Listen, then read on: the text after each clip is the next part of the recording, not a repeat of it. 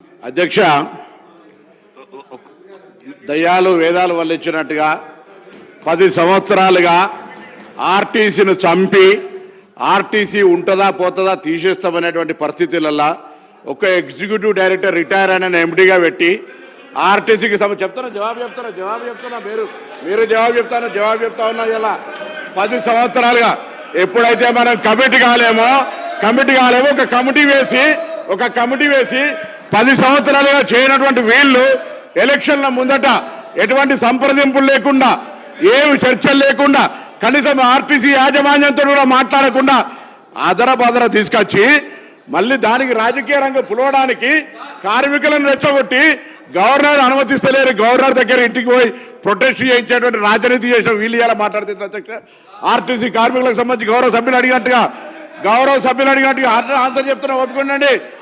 అదేవిధంగా ఈరోజు తప్పకుండా సార్ అసలు వీళ్ళు కార్మిక సంస్థలు రద్దు చేసి ఇవాళ యూనియన్లకు సంబంధించినటువంటి వీళ్ళు మాట్లాడుతూ ఉన్నారు. ఇవాళ పునరుద్ధరణ గురించి వాళ్ళకి ఏమక్కుంది, ఎవరు రద్దు చేసినారు, ఎందుకు రద్దు చేసినారో ముందు మీరు ఆ కార్మికులకు క్షమాపణ చెప్పి ముందు అడగండి ఒక్కసారి.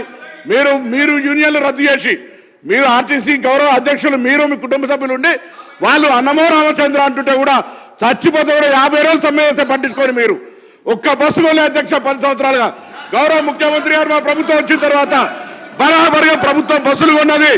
అంతేకాదు 2013 నుంచి పెండింగ్ లో ఉన్నటువంటి 280 కోట్ల బకాయిలను మేము బాండ్ రూపంలో ఉంటే ఇచ్చినాం. 80 కోట్లు పేమెంట్ అయింది. ఆన్లైన్ లో యాజమాన్యం ఇతర అవసరాల గురించి కలుగుతా ఉంది. ఇంకొక మాట అడిగినారు అధ్యక్ష, మేము ఎన్నడూ మా ప్రభుత్వం వచ్చిన తర్వాత కార్మికులకు సంబంధించిన పిఎఫ్ కావచ్చు, కోఆపరేటివ్ సెస్ ₹1 ముట్టలే. 4000 కోట్ల బకాయిలు వాళ్ళ సంస్థ కార్మికుల సొమ్ము వాడుకున్నారు అధ్యక్ష. ఇవాళ ఆర్టీసీ 7000 కోట్ల అప్పులతోటి మాకు అప్పచెప్పితే ఈరోజు ప్రభుత్వం మహాలక్ష్మి పథకం కింద నెలకు 300 కోట్లు ఇచ్చారు అధ్యక్ష. ఇప్పటికే 70 కోట్ల మంది మహిళలు ప్రయాణం చేస్తే అధ్యక్ష 2400 కోట్ల రూపాయలు ఆ మహిళల పేరు మీద వచ్చినటువంటి సొమ్మును 2,000 కోట్లను ప్రభుత్వం తరఫున ఆర్టీసీకి ఇచ్చినాం. ఆర్టీసీ ఇంకొక మాట చెప్తా ఉన్నారు, కారుణ్య నియామకాలకు సంబంధించి అధ్యక్ష కారుణ్య నియామకాల పాలసీ ఎవరు తెచ్చినా ఇంకా సరళీకృతం చేసి ఈరోజు ఆర్టీసీ కార్మికుల కుటుంబాలందరికీ కూడా ఆధారం ఇస్తా ఉన్నాం. మేమేం ఎన్నడే జీవాలు మార్చలే. తప్పకుండా ఆర్టీసీ కార్మికుల కుటుంబాల నుంచి చనిపోయిన వాళ్ళతో పాటుగా ఆరోగ్యం బాగలేనటువంటి వాళ్ళకు కూడా వాళ్ళ పిల్లలకు ఉద్యోగాలనే పాలసీ తీసుకొచ్చాం అధ్యక్ష. ఆర్టీసీ తార్నాక హాస్పిటల్ని కూడా ఇవ్వాలనే మొన్ననే ఎంఆర్ఐతో పాటుగా సిటీ స్కాన్ తీసుకొచ్చి క్యాత్ ల్యాబ్ దాకా అభివృద్ధి చేసి ఆర్టీసీ కార్మికులతో పాటుగా అనేకం తీసుకుపోయే ప్రయత్నం చేస్తాను అధ్యక్ష.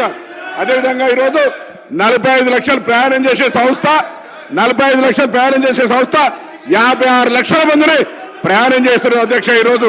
అంతేకాదు 3000 కొత్త బస్సులకు సంబంధించి వారు అడుగుతా ఉన్నారు ఉద్యోగాలకు సంబంధించి అడుగుతా ఉన్నారు. 3035 మంది ఉద్యోగులకు నియామకం చేస్తున్నారు. అవును అధ్యక్ష, ఆర్టీసీ ఇలా వాళ్ళందరికీ ధన్యవాదాలు చెప్తా ఉన్నా. నా సంస్థలో ఉన్నటువంటి ఆర్టీసీ డ్రైవర్లు కండక్టర్లందరికీ సభా వేదిక ద్వారా మా ప్రభుత్వం తరఫున అభినందన తెలియజేస్తున్నాం అధ్యక్ష. అవును ఓవర్లోడ్ అవుతా ఉంది, కానీ ఓవర్లోడ్ చేస్తే కూడా ఇలా పని భారం పెరిగిన మాట వాస్తవం, కానీ వాళ్ళందరికీ డబుల్ పేమెంట్ ఇస్తాను అధ్యక్ష. 8 గంటల తర్వాత పనిచేసే వాళ్లకు వాళ్ళ శ్రమతోపుడు చేయొద్దని మీ దగ్గర బస్సులు ఎక్కడోడు లేడు, మా దగ్గర 100% ఇలా 95% ఆక్యుపెన్సీ ఉంది అధ్యక్ష. నష్టాల నుంచి తీసుకొని ఇలా లాభాల బాటల ఈ 3 నెలలకు తీసుకుంటే ఆపరేషన్ లాస్ నుంచి ఓవర్కమ్ అయి బయటకు పోతాను. ఆర్టీసీ ఉంటుందో ఉండనేటువంటి పరిస్థితుల్లో నేను చెప్పిన అధ్యక్ష. ఒక ఎగ్జిక్యూటివ్ డైరెక్టర్ ఈ సందర్భంగా చెప్పాలి వాళ్ళ బంధు ఎగ్జిక్యూటివ్ రిటైర్డ్ డైరెక్టర్ ఎండీగా పెట్టి సంస్థ నడిపిన అధ్యక్ష. 50 రోజులు సమ్మె చేస్తే పట్టించుకోలేదు అధ్యక్ష. వీళ్ళు ఎలా కమిటీ కాకపోవడంతో ఒక కమిటీ వేసి ఇక దోపిడీ ఎలక్షన్లు అమ్ముకుంటే 50,000 ఆర్టీసీ కుటుంబాలు వ్యతిరేకిస్తున్నాయి, మనం గెలవలేం కావచ్చు అనేటువంటి ఆలోచనతోటి ఆర్టీసీ కార్మికులకు ఒక ఈ భూతద్దం రేటు చూపెట్టిన అధ్యక్ష. అయినా వాళ్ళు ఇవాళ ఈ ప్రభుత్వాన్ని ఆశీర్వదించారు కాబట్టి మీరు పెండింగ్ లో ఉన్నటువంటి 2017 నుంచి 21 పిఆర్సీ ఇచ్చిన 21%, వాటితో పాటుగా 2013 నుంచి ఉన్నటువంటి బకాయిలు ఎవరిచ్చిన అధ్యక్ష బకాయిలు 280 కోట్లు శాంక్షన్ చేసాం. అవును, పంపిణీలో జాప్యం జరుగుతుండొచ్చు. తప్పకుండా ఈ వేదిక ద్వారా ఈ సభ ద్వారా ఇప్పటికే ప్రభుత్వం 80 కోట్లు ఇచ్చింది, మిగతా కూడా ఇస్తామనే మాట మనం చేస్తా ఉన్నాం.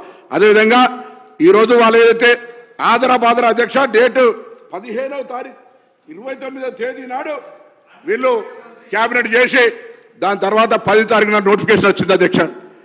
వీళ్ళు దీని గురించి మాట్లాడతారు, ముసలి కన్నీరు కాలుస్తారు.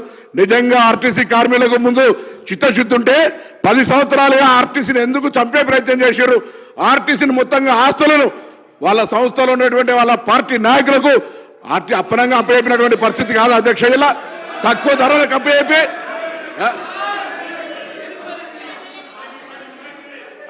మీ శాసనసభ్యులకు ఆనాడు మీ ఇష్టం ఉన్నట్టుగా ఆర్టీసీ ఆస్తులు ఇచ్చుకున్నటువంటి పరిస్థితి కాదు అధ్యక్ష. ఈ రోజు ఇటువంటి పరిస్థితులలో గౌరవ సభ్యులు ఆనాడు ఆర్టీసీల సంక్షేమానికి కృషి చేస్తా అని పాపం ఆయన మాట ముఖ్యమంత్రి గారు వినకపోతే ఇటు ఆర్టీసీ కార్మికుల ఒత్తిడి అటు పెట్టి ఆఖరి సంఘాలనే బద్దు చేసినటువంటి వీళ్ళు ఇలా వీళ్ళు మాట్లాడితే ఎట్లా అధ్యక్ష? అందుకే తప్పకుండా మా ప్రభుత్వానికి ఆర్టీసీ సంక్షేమం, ప్రజల రవాణా సౌకర్యం, ఆ విధంగా కార్మికుల సంక్షేమం మా బాధ్యత. మేము ఈ 3 అంశాలను స్ఫూర్తిగా తీసుకొని ఎక్కడ కూడా ఆర్టీసీకి అన్యాయం జరగకుండా కార్మికులకు సంబంధించి తప్పకుండా భవిష్యత్తులో అన్ని రకాల చర్యలు తీసుకుంటాం అనేటువంటి మాట మనం చేస్తూ ఈరోజు ఆర్టీసీకి సంబంధించి మాట్లాడే నైతిక హక్కు కూడా టీఆర్ఎస్ పార్టీ శాసనసభ్యులకు, అందులో హరీష్ రావు గారు ఆర్థిక శాఖ మంత్రిగా 5 ఏళ్ళు ఉన్నాడు. ఆర్టీసీకి ఏ విధంగా సహకారం చేస్తున్నారు కానీ బడ్జెట్లో 1500 కోట్లు పెడతారు, 400 కోట్లు కూడా ఇవ్వనటువంటి లెక్క మొత్తంగా వారికి నేను లిఖితపూర్వకంగా మీ ద్వారా పంపిస్తా అధ్యక్ష. వీళ్ళు మాట్లాడితే ఎట్లా అధ్యక్ష? ఇవాళ మేము 2400 కోట్లు మహాలక్ష్మి కింద ఇచ్చినటువంటి సొమ్ములో దాదాపు 2000 కోట్ల రూపాయలు ఇప్పటికే ఆర్టీసీకి ఇచ్చినాం. 280 కోట్ల బాండ్ రూపంలో 80 కోట్లు ఇచ్చినాం. 21% పిఆర్సీ 35 కోట్ల అదనం భారం పడుతున్నా ఇలా ఆర్టీసీ మేము నిర్ణయం తీసుకున్నాం. భవిష్యత్తులో అన్ని రకాల ఆర్టీసీ సంక్షేమానికి సంబంధించి నిర్ణయాలు తీసుకున్నాం అధ్యక్షులు. ఒకసారి వాళ్ళు అడగండి, ఇవన్నీ మాట్లాడిన వాళ్ళు వాళ్ళ ఆర్మూర్ ఎమ్మెల్యే జీవన్ రెడ్డి గారు, ఆనాడు ఉన్నటువంటి ఎంపీ లేదా ఇంకొక గతంలో ఉన్నటువంటి ఎంపీ ఇవన్నీ తీసుకున్న ఆస్తులు ఆనాడు మీకేమనిపించలేదు అధ్యక్ష? ఆర్టీసీ సంక్షేమం ఆనాడు ఎనవలేదా? నేను అన్నిటికంటే ఒక ప్రశ్న అడుగుతాను వీళ్ళను. అసలు ఆర్టీసీ లాంటి సంస్థకు ఇవాళ ఒక రిటైర్డ్ ఈడీని ఎందుకు ఎండి పెట్టినారో చెప్పమని అడుగుతూ తప్పకుండా మరొకసారి ప్రభుత్వం పక్షాన మీ ద్వారా సభందరికి కూడా సమస్త ఆర్టీసీ కార్మికులు చెప్తున్నాం, తప్పకుండా ప్రభుత్వం ఈ అంశం పరిశీలనలో ఉంది. వాళ్ళు కమిటీ కాక ఒక కమిటీ చేసి జాప్యం చేసి ఉండొచ్చు. మేము దాని మీద చర్చల ప్రక్రియ ఇతరత్ర కార్యక్రమాలు తీసుకుంటా ఉన్నాం. తప్పకుండా దానికి సంబంధించి ఆర్టీసీ కార్మికులకు ఎక్కడ కూడా ఇబ్బంది లేకుండా ఉండే విధంగా చర్యలు తీసుకుంటామనే మాట సందర్భంగా మనం చేస్తా ఉన్నాం.